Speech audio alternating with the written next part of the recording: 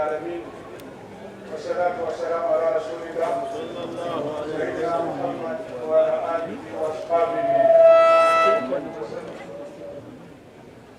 سوف نبرز وفي سباسو المفتي Uganda Sheikh Galabuzi wakati wangu Sheikh Mwina seo mkuru wa haya Minister wa gavumenti sebo mkuru w'ekika Mukalo bamemba ba parliament abali wano bakazi mwenna ab'ebitiibwa bahaji ne bahajja. Assalamu alaikum wa rahmatullahi wa barakatuh. Wa alaikum assalam wa rahmatullahi wa barakatuh.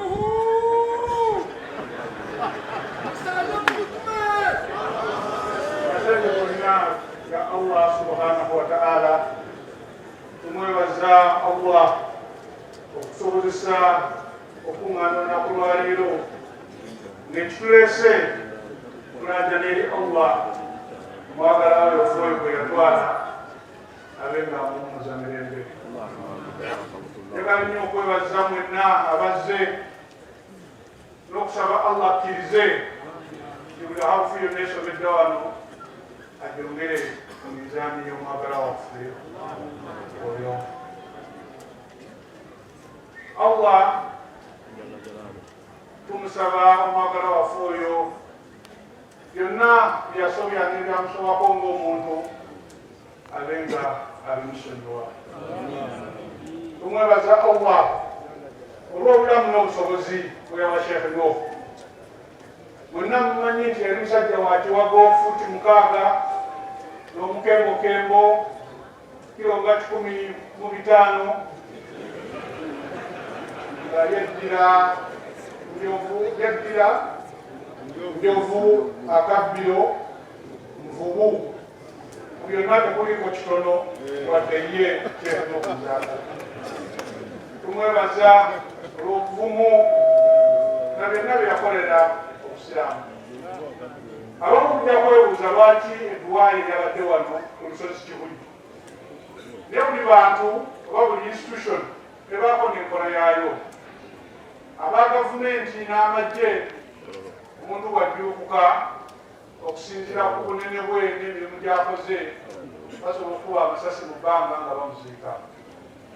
Bw'aba nga muzira nnyo basobola okuba emizinga 3, 6, 24 ng'ekigendererwa kumwebaza ate kifuuka ensonga okuwa abaddawo amaanyi okuba nga bamuyigirako.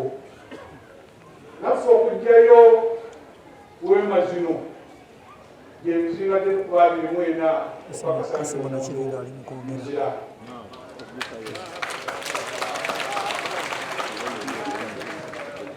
oba omusiraamu wa bulijjo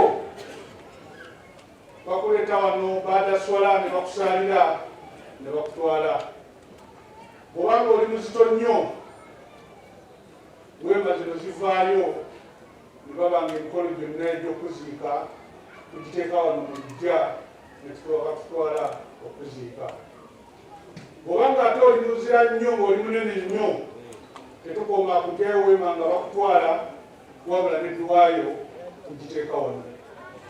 Mwala bafunye omukisa ndowooza tebasukka na 10 tebawera na 10 ng'ogyeko bakadde baffe abatandika ekifo kino tuwaddemu Sheikh Kulunga, Sheikh Kayongo, Sheikh Mukasa, Dr. Chigundu, Abu Mayanja, Musa Katongole ne Sheikh Muhondo. Kino njagadde mukimanye tobeere n'ogamba nti ojja kwekutereeza ku muzikiti naawe weema tuzijjeyo ekyo tekiriyo. Bamala kupima buzito nti okoze eki baga nti ddala nasanga emizinga 24. Naye nga Sheikh Nuh byakoze emyaka gye yamala 58 ku nsi 3 yagimala ng'asomesa. Be yasomesa bangi nnyo we bali. Dr. Olusimbyo yakoze ekitali kya bulijjo obutasitula banne nange sijja basitula n'ensonga ze. Ekyo kyokka kikulaga omugaso gwe yakola. Osanga omusajja ng'aga nti akoledde obusiraamu era akoze nnyo naye nga talinaayo omuntu bw'aga nti yamusomesa eddiini wadde okutawaza. Kati bwe tuba twogera kuba ne kyebakoledde eddiini okupimirako egyo emirimu egyokuba nti osomesezza. Si kyokka wabaawo omuntu nga teyasomesa naye ng'ate yakola nnyo okuzimba obusiraamu. Yateekawo ebintu bingi nnyo, amasomero, amadalasa, bintu bingi nnyo, n'aba ng'okwo bwe bamudduukirira.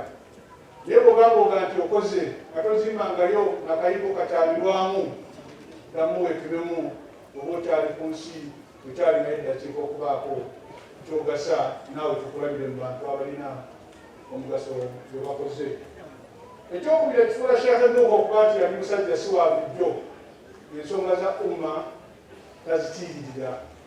Yali musajja mumumanyi nga mwesimbu muvumu, ensonga ne bwe beefaanana etya nga mukyagiteesaako nga yayinza obbagamba nti munambulira kyemusazeewo nze ono ngenza mubaga nga tebabikusanyira nga tali mu kutya.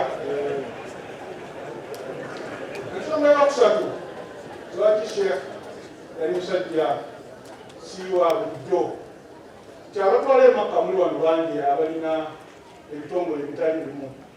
Ye yali omusaala okugamba nti ensonga z'okutwala abantu ku hijja ne umra si bintu bya mufuti kubikolako, zino tukolewo travel bureau. Mu budde obwo 1993 kyali tekiwulirwangako, naye yali omusaale okuteekawo missions zino. Kale abali mu missions zino muddangayo emabega ne mujjukira omulimu gwe yakola. Sheikh Nuuhu n'ekirala kye yakola ekimufuula omuzira, yali musajja ow'omulembe nti yamanya ekigambo succession planning. Kyakola ekibiina kino Muzatanda others abasinga mukimanyi mu hijja ne umra, naye kyasobola okuzimba bamaseeka bangi. Era bwe tubadde tunoonya obukulembeze, gurupu egyo tukutte oba abamanyi gye bakutte ne bagikwasa obukulembeze, era tutambula bulungi nnyo. Olwekyo Supreme akyogeddeko nga ensonga ndowooza eyokuna emu ku ze yakola. Tuwaliwo bannaffe abamaze emyaka n'ebisiiro nga balwanirira nnyo okumenyawo olulyo lwaffe n'okumenyawo obukulembeze ekibuli. Yali Sheikh Nuuhu ono eyabatereeza n'abalaga levo ne baba nga olwaleero bali gye bali, naye nga tumwebaza era omulimu ogwo okubanga yatereeza. Njagala okukakasa nti bannaffe abo luli obaali abavubuka nga balina mu kutwalibwa ekivubuka tebasobola kutumenya, tebasobola olwaleero nga bakaddiye okubanga basobola naddala nga Allah abatuusiza mu mbeera gy'abatuusizaamu. Bw'oba omuntu oli wagamba nti omugobi muwa seepa lwa bubbi, olwaleero ofuuse wololewe nga kati olabira ddala nti amaanyi gango abakakkanyiza. Netebaza nnyo obulamu n'obusobozi Allah olawa mwagala wafuuni Sheikh Nuuhu Muzaata, katumusaba abe nga amuwumuza mirembe. Bwe mba nina kyenjize mutya Sheikh Nuuhu kubanga yagenda akyali musajja w'amaanyi. Bw'oba omuzizza emyaka 5 manya nti saawa yonna osiibula. Kale bw'obanga obadde ku nsi saawa zino bw'obanga ogiwezezza tali kugenda ng'okola tawuba nga weetondera abantu bewakosa odde eri Mukama Katonda.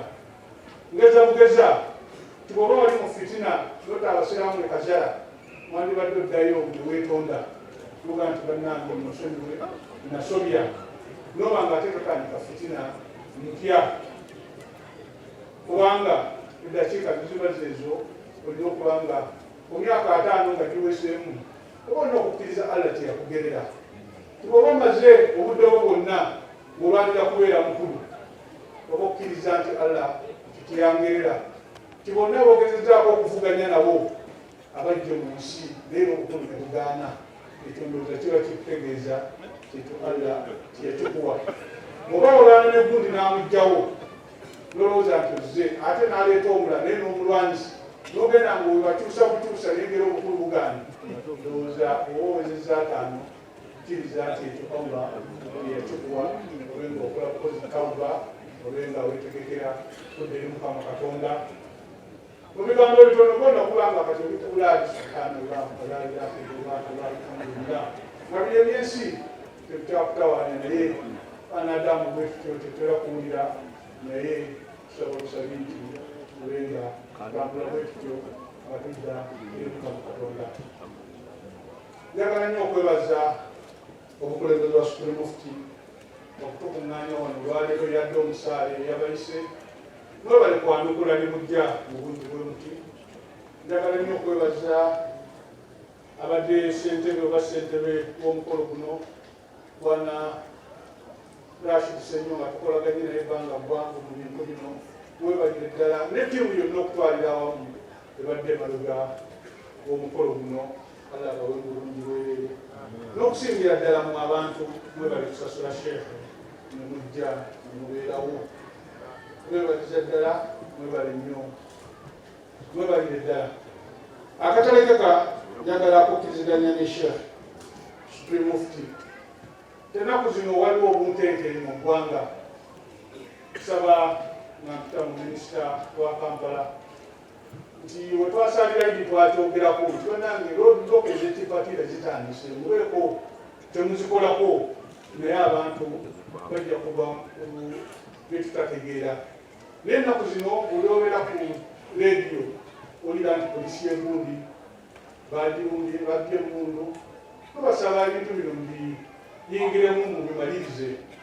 Obuzibu bwaffe buli wamu wokka. Buli obaawo obuvuyo buno emirundi mingi mutera kukiwunzikira nga gavumenti, mutera kiwunzikira ku basiraamu. Simanyi yakibagamba obuvuyo obuffe tumubeeramu. Obuzibu bwe bubeera tumugenda okukwatakwata abaana b'abantu, mugenda okubajjayo babakubye bagongobadde ne mubatwala mu kkooti era okugenda okumaliriza nga tewali gwe basalidde musango. Kale ekintu ekyo kituleetera oluusi okwennyamira. Kino kwekijja nti n'alyo minisita omu kukisinga bbiri ku TV ng'ali ebusoga agamba abasiraamu nti bijja abaana mu bintu ebitaliimu. Naye nga naye lwaki bagenda mu basiraamu? Bantu bangi nnyo abayerekedde gavumenti eno naye buli omu abala teboogera ku madiini gaabwe. Okubajjukiza kulakwena yali wano naye saawulira abakkiriza mulakwena nga babagamba nti ab'eddiini fulani muve mu buyeekera. Waliwo Litongwa yali wano mugulu naye nga naye alina eddiini naye eddiini ye teyogerwako. Omulalyanyi Konyi Lord's Resistance Army abo bonna tebaboogeraho naye bafunayo omusiraamu omu ddala ffenna ne baagala okukitwandika naba nti ekintu ekyo kikyamu. Abantu bonna mubanoonye nga bo naye mulemenga kutusiiga nziro etaliyo. Obusiraamu tuli bantu ba mirembe nakyo tebakitandika ne salaamu buli kimu emirembe gibeere gye bati. Omuntu omu oba babiri tekitegeeza nti olwo ffenna ekintu mwetuli. Tubasaba ensonga zino muzikwate bulungi. Wano Kaweesi bamukuba amasasi LWAKI bwe yamugerera naye bakwata abaana bangi naye bonna ogenda okulaba nga amannya gaabwe gegamu ge gakuuma nakatowulirangako tewali omusango ogwasinze. Nsaba abali mu byokwerinda abali mu butebenkevu bw'eggwanga ensonga zino ezitambula mu ggwanga muziyingiremu n'obwesimbu ne professionalism n'obukugu obw'ekika ekyawaggulu basaalumanya baleme kubeera nga banyigirizibwa mu ekyo. Negatta omukulembeze waffe Supreme Mufti tibino ebyokukwata abantu ekimpatiira n'obumoloka buno buzoni buleese obunkenke mu bantu. Ebimu ku NRM byenyumirizaamu omunalevu minisita kwe kuleeta emirembe mu ggwanga ffenna tukyagala. Naye bwe kiba kati ng'abantu bali mu kutya bali mu bunkenke kiba tekiwa kifaananyi kirungi ate kiba nga tekituwaffe kubanga tweyagalira mu nsi yaffe eno. Those extrajudicial actions have no place in this country. They should stop. And there is no reason why you should do that. Some of the people at the police headquarters, some of them at CID, and I think they will comply.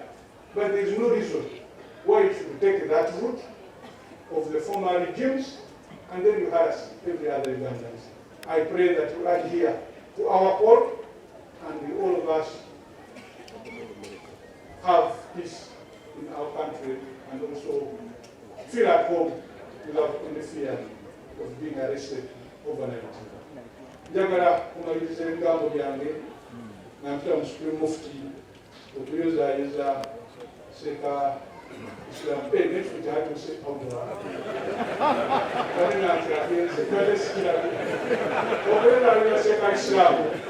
Uza okuba olondedwa okukulembera era nga tusaba Allah akungamye otukulembere bulungi era naffe kwako obuyambo nti tujja kuba bawulize era obuntu tujja kwogera tubadde otuvuga ngaoli wakuleeta mukono ngaotoyagalirako naye kati bakonge kutulala basobola netunabeera